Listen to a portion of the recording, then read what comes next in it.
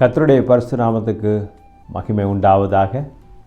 ஆண்டவரும் இரட்சகருமாகிய இயேசுவின் நாமத்தில் உங்களை அன்போடு கூட இந்த வேளையிலே உங்களை வாழ்த்தி வரவேற்பதில் கிறிஸ்து இயேசுவுக்குள் நான் பெரும் மகிழ்ச்சி அடைகிறேன். பிரியமானவர்களே, ஆண்டுடைய வார்த்தையை தியானிப்பதிலே, ஆண்டுடைய வார்த்தையை கேட்பதிலே நாம் மன உற்சாகத்தோடு பலத்தோடு ஆண்டுடைய வார்த்தையை நாம் கேட்போம். தேவனுடைய வார்த்தை நம்மை நிச்சயமாக வாழ வைக்கும்.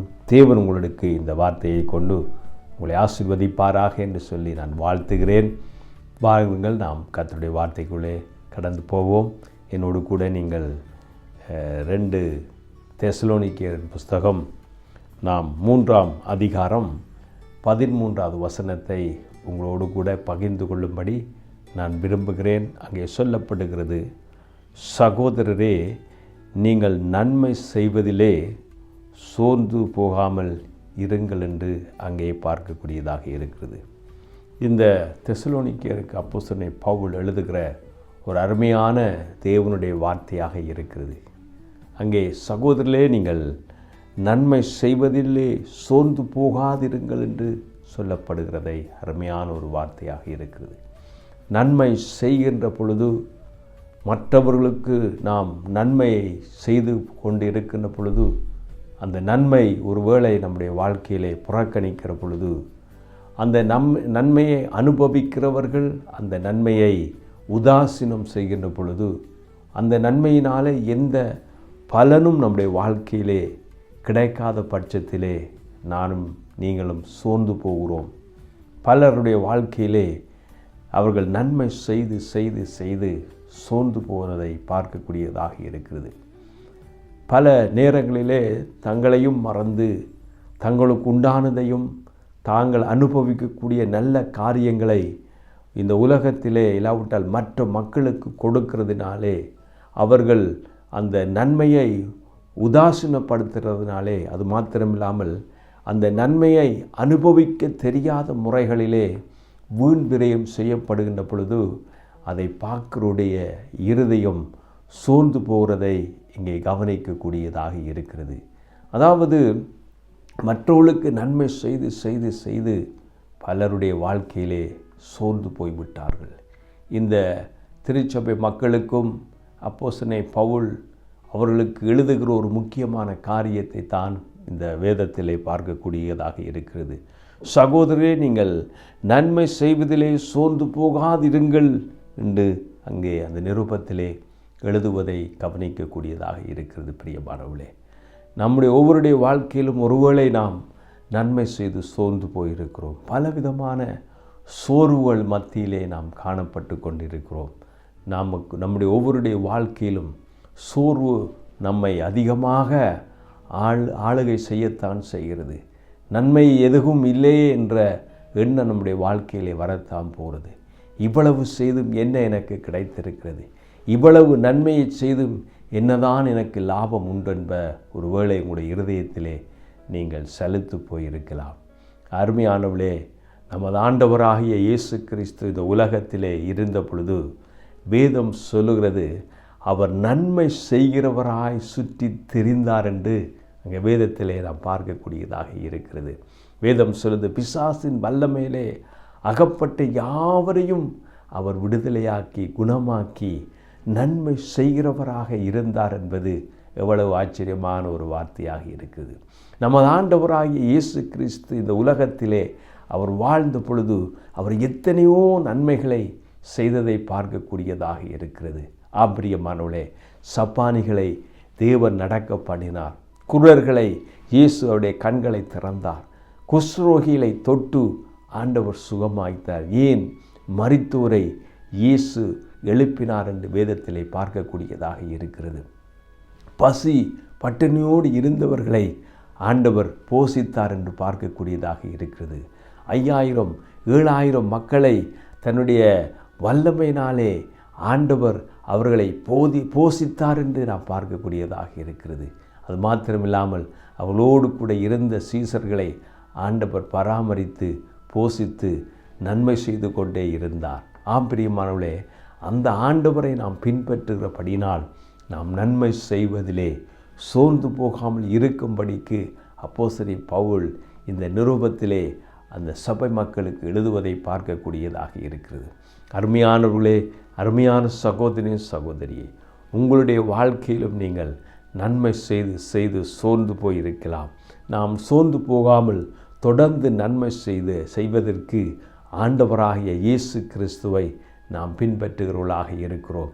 அவருடைய அடிச்சுவடுகளை நாம் பின்பற்றுகிறபடினால் நானும் நீங்களும் நன்மை செய்வதிலே சோர்ந்து போகாமல் இருக்க ஆண்டவர் நமக்கு கிருபை கொடுப்பாராக.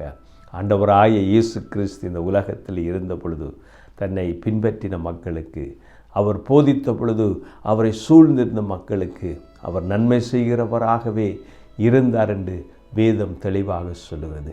இயேசுவை நீங்கள் பார்க்கின்ற பொழுது அவருக்கு கொடுக்கப்பட்ட பெயர் நன்மை செய்கிறவராக அவர் சுற்றித் திரிந்தார் என்று பார்க்கக்கூடியதாக இருக்கிறது. ஆம், இயேசுவுக்கு வந்த எத்தனையோ ஏளனமான வார்த்தைகள், எத்தனையோ இழப்புகளாக இருந்தது. அவரை தூசித்தார்கள், நிந்தித்தார்கள், அவரை அவமதித்தார்கள். இந்த நன்மைகளை பெற்ற மக்கள் இயேசுவை தூசித்த பொழுதும் ஆண்டவர் அவர்களுக்கு நன்மை செய்தவராகவே இருந்து கொண்டார் என்று வேதத்திலே நாம் பார்க்கக்கூடியதாக இருக்கிறது. என்னை கேட்டுக்கொண்டிருக்க அருமையான நண்பர்களே, நாம் இயேசுவைப் போல, அவரைப் போல, அவருடைய வாழ்வுக்காக அவரைப் போல நாம் வாழுகிறபடினால் நம்முடைய நன்மைகள் தூசிக்கப்பட்டாலும் நாம் தொடர்ந்து நன்மை செய்வதிலே சோர்ந்து போகாமல் இருக்கத்தான் நமக்கு வேதம் சொல்லுகிறது. ஒருவேளை நீங்கள் சோர்ந்து போயிருக்கிறீர்களோ, நன்மை செய்து செய்து சோர்ந்து போயிருக்கிறீர்களோ, உங்கள் நன்மைக்கு பதிலாக உங்களுக்கு தீமைகளை அனுபவித்து கொண்டிருக்கிறீர்களோ, நமது ஆண்டவராய் இயேசு கிறிஸ்து எப்படி நன்மை செய்கிறவராக இந்த உலகத்திலே சுற்றி திரிந்தாரோ, அதே போல் நானும் நீங்களும் இந்த உலகத்தில் இருக்கும் வரைக்கும் சபை மக்களுக்கும் இந்த உலகத்தில் இருக்கிற மக்களுக்கு நாம் நன்மை செய்வர்களாக இருக்க தேவன் நமக்கு உதவி செய்வாராக. அதில் ஒரு நன்மையாகத்தான் ஆண்டவராகிய இயேசு கிறிஸ்துவை பற்றி மற்றவர்களுக்கு சொல்லுவது நமது கடமையாக இருக்கிறது.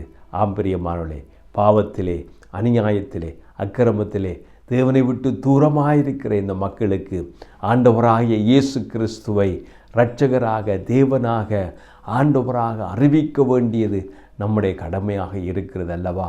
இயேசு கிறிஸ்து இந்த உலகத்திலே வந்த பொழுது பாவியாய் இருக்கிற இந்த மக்களுக்காக தன் ஜீவனையை கொடுத்தார். பிரியமானவர்களே, இயேசு கிறிஸ்து இந்த உலகத்திலே இருக்கிற மனுக்குலம் மீட்கப்பட வேண்டும் என்பதற்காக, பாவத்தில் இருந்து அவர்கள் மீட்கப்பட வேண்டும் என்பதற்காக சிலுவையிலே அடிக்கப்பட்டார்.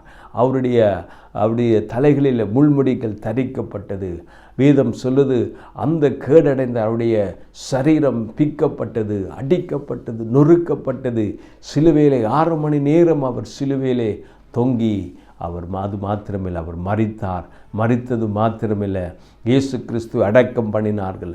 அது மாத்திரமில்லை, வேத வார்த்தையின்படி இயேசு கிறிஸ்து உயிர்த்தெழுந்தார். 3ஆம் நாள் உயிரோடு கூட எழுந்து அவர் இந்த மரணத்தை வென்ற தேவனாக இருக்கிறார். அவர் தேவனாக இருக்கிறார். அவர் தேவனாக இருக்கிறபடினால் இந்த நன்மையான செய்தியை, இந்த நல்ல செய்தியை நாம் இந்த உலகத்துக்கு சொல்ல வேண்டியது, இந்த மக்களுக்கு சொல்ல வேண்டியது, இயேசுவை அறியாத மக்களுக்கு இந்த அன்பான தேவனுடைய செயலை, நற்செய்தியை சொல்லுவது நமது கடமையாக இருக்கிறபடினால் நாம் நன்மை செய்கிறவர்களை சோர்ந்து போகாதபடிக்கு இந்த நன்மை செய்கிற இயேசுவை மற்றவர்களுக்கு சொல்லுவதிலே, அறிவிப்பதிலே நாம் சோர்ந்து போகாமல் இருக்க தேவன் கிருபை கொடுப்பாராக. என்னை கேட்டுக்கொண்டிருக்கிற அருமையான சகோதரி சகோதரியே, உங்கள் வாழ்க்கையில் இந்த ஆண்டவராகிய இயேசு கிறிஸ்துவை உங்கள் இரட்சகராக ஏற்றுக்கொள்ளுங்கள். ஆண்டவராகிய இயேசு கிறிஸ்துவுக்கு உங்கள் இருதயத்தை நீங்கள் திறந்து கொடுப்பீர்களால், இயேசுவே என்று உங்கள் வாழ்க்கையிலே அவரை நோக்கி கூப்பிடுவினால், ஆண்டவரே பாவியாயிருக்கிற என் மீது கிருபையாயிரும், என் பாவத்தை மன்னியும் என்று நீங்கள் ஆண்டவரை நோக்கி கூப்பிடுவீர்களால், இந்த செய்தியை கேட்டுக்கொண்டிருக்க அருமையான சகோதரி சகோதரியே, இன்றைக்கு உங்களுடைய இருதயத்தை ஆண்டவருக்கு நீங்கள் ஒப்பு கொடுப்பீர்களால், ஆண்டவரே என்னிடத்திலே வாரும், என் பாவத்தை மன்னியும், எனக்கு சமாதானத்தை தாரும், எனக்கு விடுதலையை தாரும், எனக்கு நித்தியத்தை தாரும் என்று, நித்திய வாழ்வை தாரும் என்று நீங்கள் கேட்பீர்களால், ஆண்டவர் ஆகிய இயேசு கிறிஸ்து இன்றைக்கே உங்கள் உள்ளத்திலே பிரவேசிக்க அவர் வல்லமையுள்ள தேவனாக இருக்கிறார். உங்கள் பாவங்களை எல்லாவற்றையும் அவர் மன்னிப்பதற்கு இயேசு கிறிஸ்துவின் இரத்தம் சகல பாவங்களை நீக்கி சுத்திகரிப்பதற்கு அவர் உண்மை நீதியும் உள்ளவராக இருக்கிறார். என்னை கேட்டுக்கொண்டிருக்க அருமையான நண்பர்களே, இதுவரையும் நீங்கள் ஆண்டவராக இயேசு கிறிஸ்துவை ஏற்றுக்கொள்ளவில்லை என்றால், இதுவரைக்கும் ஆண்டவராக இயேசு கிறிஸ்துவை அறியாதவர்களாக இருப்பீர்களால், இந்த அன்பான தேவனுடைய வார்த்தைக்கு ஆண்டவராக இயேசு கிறிஸ்து உங்களை அழைக்கிறார். இயேசு கிறிஸ்து உங்களை நேசிக்கிறவராக இருக்கிறார். உங்களுக்காக இயேசு கிறிஸ்து அவர் சிலுவையிலே மரித்து அவர் 3ஆம் நாள் உயிர்த்தெழுந்த தேவனாக இருக்கிறார்.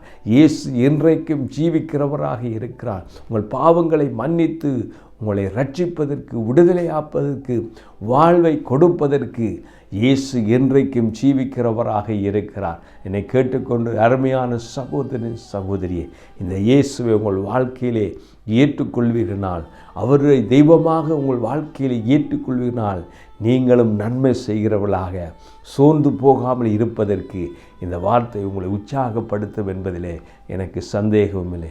என்னை கேட்டுக்கொண்டிருக்க அருமையான சகோதரனே சகோதரியே, நாம் நன்மை செய்வதிலே சோர்ந்து போகாமல் இருப்பதற்கு நம்முடைய வாழ்வை ஆண்டவருக்கு ஒப்பு கொடுத்து ஜெபத்தோடு நான் நிறைவு செய்ய விரும்புகிறேன். கண்களை மூடி நாம் ஜெபம் பண்ணுவோம். பிதாவே, உம்மை நன்றியோடு நாங்கள் ஸ்தோத்திரிக்கிறோம்ப்பா.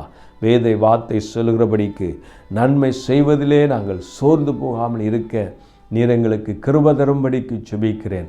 ஆண்டவரே, ஒருவேளை இந்த செய்தியை கேட்டு இயேசுவே என் உள்ளத்திலே வாரும், என் வாழ்வை மாற்றும், என் பாவத்தை மன்னியும், என்னையும் உம்மை போல் மாற்றும் என்று ஆண்டவரே இந்த நேரத்திலே யாராவது உம்முடைய சமூகத்திலே ஜெபிப்பார்களானால், மன்றாடுவார்களானால், ஆண்டவரே அவளோடு கூட இருக்கும்படிக்கு ஜெபிக்கிறேன். அவளை ஆசீர்வதிக்கும்படி ஜெபிக்கிறேன். கர்த்தாவே, உம்முடைய கரத்தில் ஒப்பு கொடுக்கிறேன். ஆசீர்வதியும். இயேசுவின் நாமத்தில் ஜெபிக்கிறேன் எங்கள் நல்ல பிதாவே. ஆமேன், ஆமேன். கர்த்தர் தாம் உங்களை ஆசீர்வதிப்பாராக. God bless you. ஆமேன்.